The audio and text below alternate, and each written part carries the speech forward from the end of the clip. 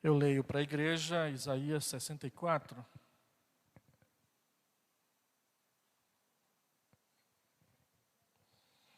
Isaías 64, do verso 1 ao verso 4.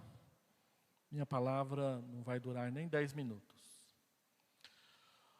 Ó, se fendesses os céus e descesses, se os montes tremessem na tua presença, como quando o fogo inflama os gravetos, como quando faz ferver as águas, para fazeres notório o teu nome aos teus adversários, de sorte que as nações tremessem da tua presença.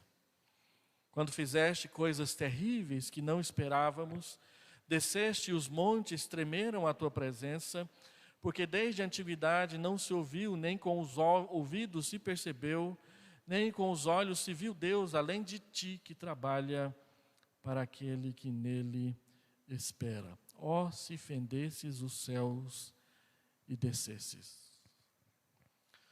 No próximo dia 30 de janeiro, nós teremos a Assembleia da Igreja, e na noite da Assembleia nós vamos olhar para trás e ver como que Deus foi gracioso com essa igreja nesse último ano.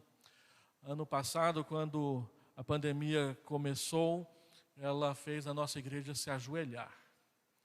A gente teve uma queda de arrecadação, a gente teve um monte de problemas, todos trancafiados dentro de casa, sem saber o que fazer. E a gente teve que pensar como conduzir a igreja naquele período. A igreja se ajoelhou. Depois, o conselho tomou várias medidas e foram várias reuniões e a gente conseguiu estabilizar tudo. E esse ano a gente teve um ano de crescimento que vale a pena conferir. A igreja cresceu. Mesmo com dificuldades, ela cresceu e cresceu bem. Mas o que nós pensamos nesse crescimento para frente? E um texto que já fazia parte das minhas meditações e que voltou com força nessas últimas semanas, é esse de Isaías 64. Ó, se fendesses os céus e descesses. O texto é uma súplica do profeta por reavivamento, ênfase que nós precisamos resgatar para o fortalecimento da nossa igreja. Por causa do tempo em que nós vivemos, por causa das oportunidades que Deus está nos oferecendo. Nós vamos ter um ano 2022 difícil, mas vai ser um ano de muitas e boas e excelentes oportunidades. E se Deus mostrar para nós e nós estivermos com os olhos abertos, nós poderemos colher bons frutos do ano difícil que vem pela frente, mas um ano cheio de oportunidades que também está diante dos nossos olhos. Isaías foi profeta por mais de 40 anos, começando na época próspera do reinado do rei Uzias, atravessou o reinado de Jotão, Acás, o belíssimo reinado de Ezequias e depois a grande perseguição de Manassés. Alguns dizem que aquela pessoa que foi cerrada pelo meio lá de Hebreus capítulo 11 foi Isaías. E Manassés mandou que ele fosse cerrado pelo meio, não na horizontal, mas na vertical, de cima para baixo, segundo a tradição. Começou um ministério belíssimo e terminou debaixo de muita perseguição.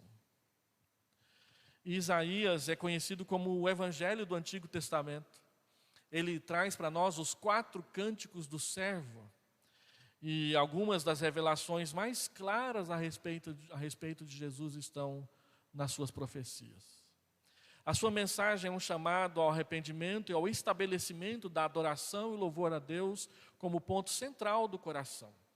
Ele diz que Deus libertará o seu povo da Babilônia e o cativeiro babilônico nem tinha acontecido ainda. Capítulo 40 até o capítulo 48.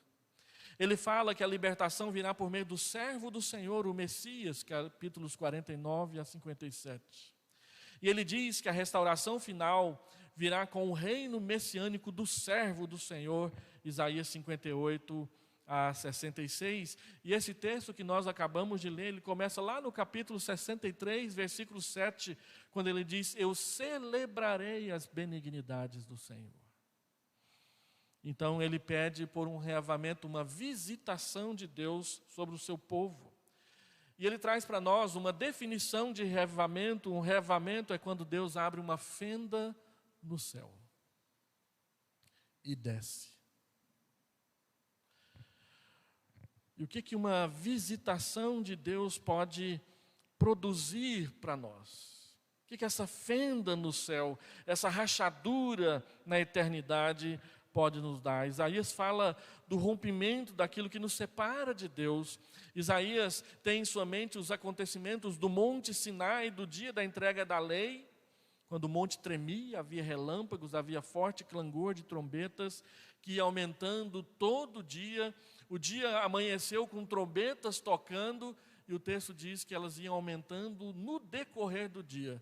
Os foguetes já começaram e daqui a pouco vai ficar difícil falar, mesmo com o microfone, com tanto de foguete que vai aparecer por aí. Vai crescendo, crescendo, crescendo.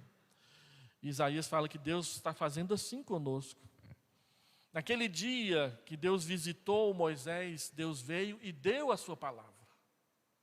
Essa visitação de Deus, ela aponta para a cruz. Quando Cristo expiou ali os nossos pecados, ou quando Cristo expirou ali, o véu do santuário foi rasgado de alto a baixo.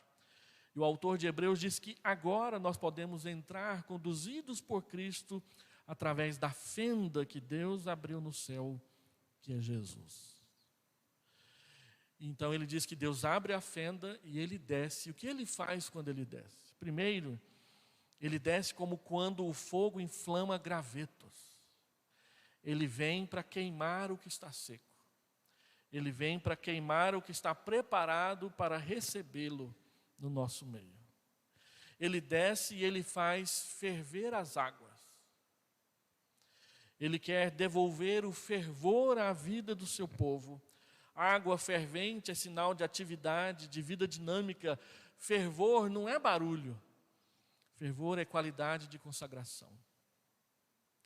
Quando ele desce, ele nos surpreende. Ele diz aí no texto, como quando o fogo queima os gravetos, como quando faz ferver as águas, para fazeres notório o teu nome aos teus adversários, de sorte que as nações tremessem da tua presença. Fez coisas terríveis que nós não esperávamos. E a expressão terríveis aqui não quer dizer simplesmente coisas negativas, mas coisas espantosas, que chamam a nossa atenção para prestarmos atenção. Ele surpreende a cada um de nós com as suas obras. E ele desce, especialmente, pegando o eco do Salmo 67 para fazer notório o seu nome e a sua glória eterna diante dos olhos dos seus adversários. Eu li há um tempo atrás um livro, geralmente, constantemente eu cito este livro aqui, e tenho tido muita vontade de fazer como eu fiz em algumas igrejas no passado, de ler o livro todo para a igreja em reuniões no meio de semana. Mas Erlo Stengen, que é o autor do livro Reavivamento na África do Sul, ou Reavivamento entre os Zulus, ele diz que quando Deus começou a trabalhar na vida da igreja, lá em Mapumulo, ele começou com ele, que era o pastor. E que ele, que mais falava de reavivamento, era o maior entrave e atrapalho para que o reavivamento acontecesse. Então ele diz, Deus resolveu me passar no moedor de carne. E nos 3 meses anteriores ao dia da visitação de Deus, a gente nem orava mais, a gente só chorava na presença de Deus. Ele começou a expor o livro de Atos, versículo por versículo. E quando chegaram no capítulo 4, eles não sabiam fazer outra coisa mais do que orar e pedir para que Deus visitasse a igreja. Então ele diz que num dia, do lado esquerdo do templo, uma moça se levantou, ele estava expondo o capítulo 4 de Atos. E ela fez uma oração, ela disse, Senhor, será que o Senhor não pode fazer de novo? Faz de novo, Senhor, faz de novo. Então, na semana seguinte, domingo à noite, quando ele foi para o culto, ele disse que chegou na igreja, e era um culto de domingo normal, não era uma festa, não tinha pregador convidado. Ele foi o último a chegar. O pastor foi o último a chegar, a igreja já estava lotada. E ele disse que quando entrou na porta, Deus veio. E ele escreve assim na página 63 do seu livro: dessa maneira, silenciosa e profundamente, Deus trabalhou com o povo. Certo dia, quando nos ajuntamos para orar, de repente Deus fendeu os céus e desceu. Nós não havíamos pedido ou orado por aquilo, nem tampouco sabíamos o que esperar. Mas repentinamente veio um som como de um vento poderoso. Não sei explicar-lhes bem, só posso fazer uma pálida comparação. É como alguém ir à estação ferroviária e abrir a válvula de um tanque de ar pressurizado, mas ainda não é bem assim. Era como se aquele vento soprasse através de nós. O Espírito de Deus desceu e ninguém precisou dizer ao outro que Deus estava no nosso meio. Havia plena consciência da presença de Deus entre nós. Todos sabíamos que Deus estava no nosso meio, sem dizermos uma palavra. Só pude colocar a minha mão direita sobre a cabeça, encurvar-me e adorar o Deus do céu. O pastor entrou na porta e tudo aconteceu. Não foi nada programado, não seguiu a liturgia do culto, ninguém exortou nada, aconteceu. Será que Deus não pode abrir uma fenda no céu sobre nós? Vamos pedir isso para 2022,